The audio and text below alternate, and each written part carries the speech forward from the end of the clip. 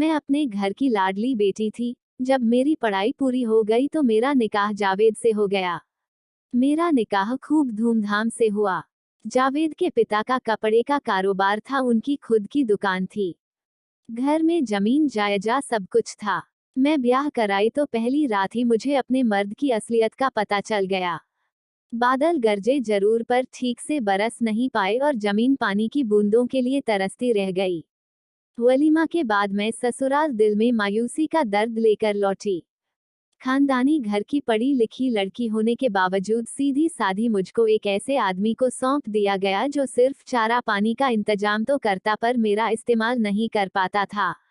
मुझको एक हफ्ते बाद मेरे ससुर ससुराल लेकर आए।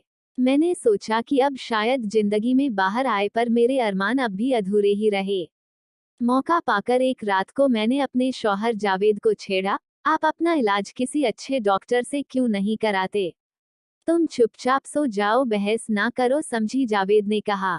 मैं चुपचाप दूसरी तरफ मुंह करके अपने अरमानों को दबाकर सो गई। समय बीतता गया, ससुराल से मैके आने जाने का काम चलता रहा। इस बात को हम दोनों समझ रहे थे पर कहते किसी से कुछ नहीं थे। दोनों परिवार हमें देख देख कर खुश होते कि हमारे बीच आज तक तू में नहीं हुई है। इसी बीच एक ऐसी घटना घटी जिसने मेरी जिंदगी बदल दी।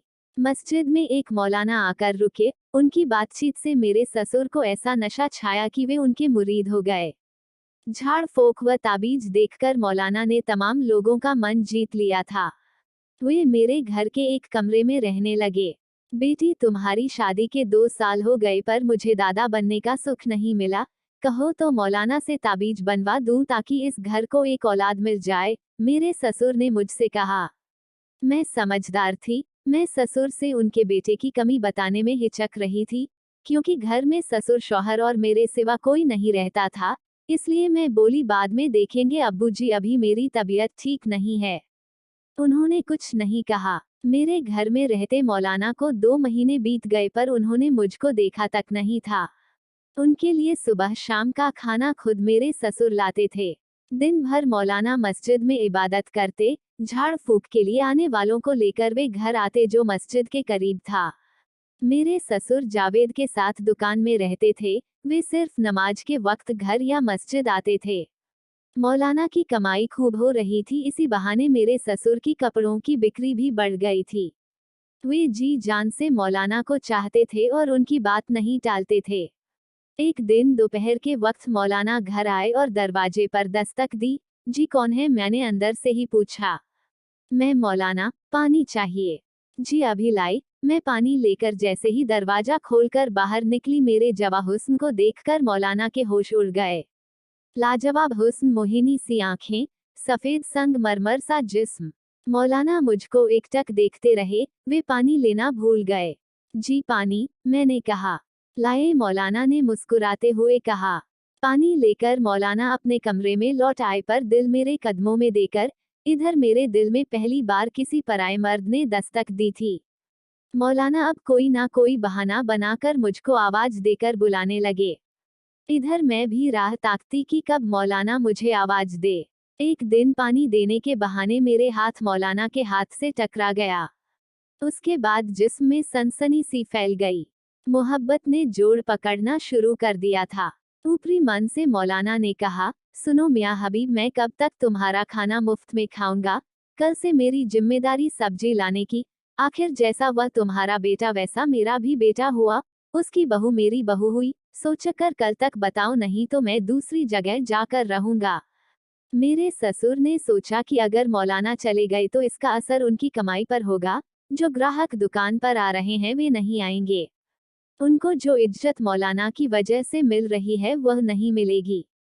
इस समय पूरा गांव मौलाना के अंधविश्वास की गिरफ्त में था और वे जबरदस्ती ताबीज अंग्रेजी दवाओं को पीसकर उनमें राख मिलाकर इलाज कर रहे थे। बाप बेटे दोनों ने मौलाना से घर छोड़कर ना जाने की गुजारिश की। अब मौलाना दिखाओ बेटा बहू कहकर ससुर का दिल जीतने की कोशिश करने लगे। नमाज के बाद घर लौटते हुए ससुर ने मौलाना से कहा, जनाब आप इसे अपना ही घर समझिए, आपकी जैसी मर्जी हो वैसे रहे, आज से आप घर पर ही खाना खाएंगे। मुझे गैर ना समझे। मौलाना के दिल की मुराद पूरी हो गई। अब वे ज्यादा वक्त घर पर गुजारने लगे, बाहर के मरीजों को जल्दी से ताबीज देकर भेज देते। इस काम में अब मैं भी चुपके हाथ बटाने लगी थी। तकरीबन 6 महीने का समय बीत चुका था। मेरे और मौलाना के बीच मोहब्बत ने जड़ जमा ली थी। एक दिन मौलाना ने सोचा कि आज अच्छा मौका है, मेरी चाहत का इम्तिहान ले लिया जाए, और वे बिस्तर पर पेट दर्द का बहाना बनाकर लेट गए। मेरा आज पेट दर्द कर रहा है, बहुत तकलीफ हो रही है, तुम जरा सा गर्म पानी से सेक दो, मेरे सामने कराते हुए मौलाना ने कहा। जी कहकर मैं पानी गर्म करने चली गई। थोड़ी देर बाद मैं नजदीक बैठकर मौलाना का पेट सेकने लगी। मौलाना कभी कभी मेरा हाथ पकड़कर अपने पेट पर घुमाने लगे। थोड़ा सा झक कर मैं मौलाना के पेट पर हाथ फिराने लगी। तभी मौलाना ने जोश में मेरा चुंबन लेकर अपने पास लिटा लिया। मौलाना के हाथ अब मेरे नाजुक जिस्म के उस हिस्से को सहला रहे थे जहां पर इंसान अपना सब कुछ भूल जाता है। आज वर्षों बाद मुझको जवानी का वह मजा मिल रहा था जिसके सपने मैंने सजो रखे थे। सांसों के तूफान से दो जिस्म भर की आग को शांत करने में लगे थे। जब तूफान शांत हुआ तो मैं उठकर अपने कमरे में पहुंच गई।